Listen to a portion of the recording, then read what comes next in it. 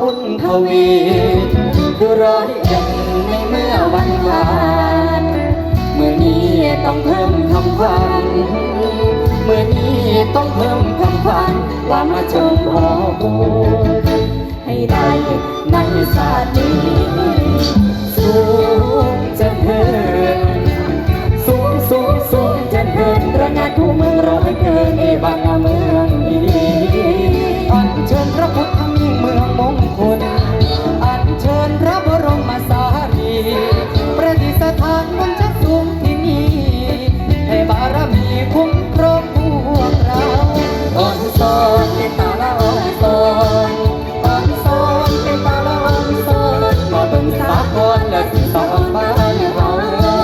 บังจงสั่งตึกรวมใจในเห็นยามใดกระถูกใจเจ้าเจ้าคือจะได้ยินเสียงโหดเบาๆที่บ้านพระชนท่านต้องช่วยกันเป่าลม